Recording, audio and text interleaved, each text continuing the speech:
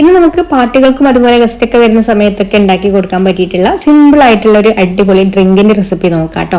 അപ്പൊ അതിന് വേണ്ടിയിട്ട് നമുക്ക് കുറച്ച് ഫ്രൂട്ട്സുകൾ ആവശ്യമുണ്ട്. നമ്മൾ ജ്യൂസിലേക്കൊന്നും എടുക്കുന്ന പോലെ ഒരുപാട് ഫ്രൂട്ട്സ് വേണ്ട, വളരെ കുറച്ച് ഫ്രൂട്ട്സ് മാത്രം മതി. പിന്നെ ബ്ലാക്ക് കസ്കസ് ഒന്ന് കുതിർത്തെടുത്തിട്ടുണ്ട്. അപ്പൊ നമ്മൾ എടുത്തു വെച്ചിട്ടുള്ള ഫ്രൂട്ട്സുകളെല്ലാം ഒന്ന് ചെറുതായിട്ട് കട്ട് ചെയ്തെടുക്കണം. എത്രത്തോളം ചെറുതാക്കാൻ പറ്റുമോ അത്രത്തോളം ചെറുതാക്കിയിട്ട് കട്ട് ചെയ്തെടുക്കാം. ഞാനിതാ ബ്ലാക്ക് മുന്തിരി ആണ് കേട്ടോ ഒന്ന് എടുത്തിട്ടുള്ളത്. അപ്പോൾ അത് ഇതുപോലെ ചെറുതായിട്ടൊന്ന് കട്ട് ചെയ്തെടുക്കുന്നുണ്ട്.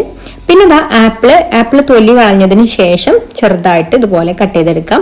മുന്തിരി ഒന്നും നിർബന്ധമല്ല, എന്നാലും നല്ല മധുരമുള്ള മുന്തിരിയാണെന്നുണ്ടെങ്കിൽ മധുരമുള്ള ഏത് ഫ്രൂട്ട്സും ഈ ഒരു ഡ്രിങ്കിലേക്ക് ഉപയോഗിക്കാം. പിന്നെ ആപ്പിള് മസ്റ്റ് ആണ് കേട്ടോ. ഈ ഒരു ഡ്രിങ്കിൽ ആപ്പിൾ ഉണ്ടെങ്കിലേ ഉള്ളൂ അതിന് ഒരു നല്ലൊരു ടേസ്റ്റ് കിട്ടുള്ളൂ. അപ്പൊ ആപ്പിളും ഇതുപോലെ ചെറുതായിട്ട് കൊത്തി അരിഞ്ഞെടുക്കണം കേട്ടോ. നല്ല ചെറുതായിട്ട് തന്നെ അരിഞ്ഞെടുക്കുക. ഇനിയിപ്പോൾ ഇതിലേക്ക് പച്ചമുന്തിരിയും അരിഞ്ഞെടുക്കുന്നുണ്ട്. ഈ ഒരു മുന്തിരി നമ്മൾ കഴിച്ചു നോക്കിയിട്ട് തന്നെ എടുക്കണം കേട്ടോ. കാരണം മധുരമില്ലാത്ത മുന്തിരിയാണെന്നുണ്ടെങ്കിൽ എടുക്കാതിരിക്കാവും നല്ലത്. ഇതിപ്പോൾ നല്ല മധുരമുള്ള മുന്തിരിയാണ്. നല്ല മധുരമുള്ള മുന്തിരി ആകുമ്പോൾ ഇതിനൊരു യെല്ലോ കളറായിട്ട് വരും കേട്ടോ. അപ്പോൾ ആ ഒരു കളറിലുള്ള മുന്തിരി എടുക്കാനായിട്ട് ശ്രദ്ധിക്കാം. പിന്നെ വേണ്ടത് പൂവൻപഴമാണ് കേട്ടോ. പൂവൻപഴം അല്ലെങ്കിൽ റോബസ്റ്റ് പഴം ഏതെങ്കിലും ഒരു പഴം മതി. മൈസൂർ പഴം എടുക്കാതിരിക്കാവും നല്ലത്. കാരണം മൈസൂർ പഴത്തിന് ചെറുതായിട്ടൊരു പുളിപ്പ് ഉണ്ടായതുകൊണ്ട് വെള്ളത്തിലേക്ക് അത് അത്ര ടേസ്റ്റ് ഉണ്ടാവില്ല. ഏറ്റവും ബെസ്റ്റ് പൂവൻപഴമാണ് കേട്ടോ. പൂവൻപഴം റോബസ്റ്റും ഇത് ഏതെങ്കിലും ഒരുപാടൊന്നും വേണ്ട, കുറച്ച് മതി. പഴവും ഇതുപോലെ ചെറുതായിട്ട് തന്നെ മുറിച്ചെടുത്തിട്ട് അവിടെ മാറ്റി വെക്കാം.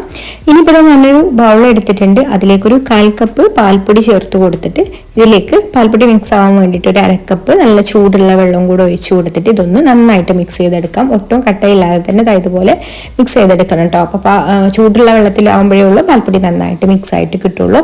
പിന്നെ ഇതിലേക്ക് നമ്മൾ കണ്ടൻസ്ഡ് മിൽക്ക് ഒരു 1/2 ടിന്ന് കണ്ടൻസ്ഡ് മിൽക്ക് ചേർത്ത് കൊടുക്കുന്നുണ്ട്. അപ്പോൾ ഞാനിപ്പോൾ ഒരു 15 ഗ്ലാസ് വെള്ളം ഉണ്ടാക്കുന്നുണ്ട് കേട്ടോ. അപ്പോൾ ഒരു 15 ഗ്ലാസ്സിലേക്കുള്ളതാണ് ചേർത്ത് കൊടുക്കുന്നത്. 1/2 കപ്പ് കണ്ടൻസ്ഡ് മിൽക്ക്. 15 ഗ്ലാസ് എന്ന് പറഞ്ഞാൽ നമ്മുടെ ചെറിയ ഗ്ലാസ്സിനാണ് കേട്ടോ. 15 ഗ്ലാസ് നമ്മുടെ പേപ്പർ ഗ്ലാസ് ഉണ്ടല്ലോ പാർട്ടികൾക്കൊക്കെ സെർവ് ചെയ്യുന്നത്. അപ്പൊ അതിൽ ഉള്ള ആ ഒരു അളവിലാണ് തയ്യാറാക്കുന്നത്. അപ്പൊ കണ്ടൻസ്ഡ് മിൽക്ക് ഒന്നും കൂടെ മിക്സ് ചെയ്ത് കൊടുത്തിട്ടുണ്ട്. ഇനി മധുരത്തിന് ആവശ്യമായിട്ടുള്ള പഞ്ചസാര ഞാൻ കുറച്ച് വെള്ളത്തിൽ ഒന്ന് അടിച്ചെടുത്തിട്ട് മിക്സിയിൽ അടിച്ചെടുത്തിട്ട് അതും കൂടി ഇതിലേക്ക് ചേർത്ത് കൊടുത്തു. ഇനി ഫ്ലേവറിന് വേണ്ടിയിട്ട് നമുക്കിതിലേക്ക് ആവശ്യത്തിനുള്ള വാനില എസൻസ് ചേർത്ത് കൊടുക്കാം. അപ്പൊ ഞാൻ ഇതിലേക്ക് ഒരു 1/2 ടീസ്പൂണോളം വാനില എസൻസ് ചേർത്ത് കൊടുക്കുന്നുണ്ട് ഇത്രയും വെള്ളത്തിലേക്ക്. ഇനി നമുക്കിത് വെള്ളം ഇത്ര പോരല്ല, അപ്പൊ കുറച്ചും കൂടെ വേണം. അപ്പൊ നമുക്കിതൊരു വലിയ പാത്രത്തിലേക്ക് മാറ്റിയിട്ട് ഇതിലേക്ക് നമ്മൾ കൊത്തി അരിഞ്ഞെടുത്തിട്ടുള്ള ഫ്രൂട്ട്സുകളെല്ലാം ചേർത്ത് കൊടുക്കാം.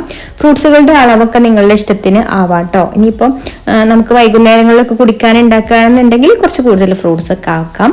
ഇതിപ്പോൾ പാർട്ടികൾക്കൊക്കെ ആണെന്നുണ്ടെങ്കിൽ കുറച്ച് ഫ്രൂട്ട്സ് മതി. പിന്നെ നമ്മൾ കുതിർത്തെടുത്തിട്ടുള്ള കസ്കസ് ചേർത്ത് കൊടുത്തിട്ടുണ്ട്. അതുപോലെ ഒരു പാക്കറ്റ് നല്ല ഐസാക്കി എടുത്തിട്ടുള്ള പാലും കൂടെ ചേർത്ത് കൊടുക്കുക കേട്ടോ. അപ്പൊ നല്ല തണുപ്പും ഉണ്ടാവും ഈ പാലൊക്കെ ഒന്ന് ഉരുകി വരുമ്പോഴേക്കും.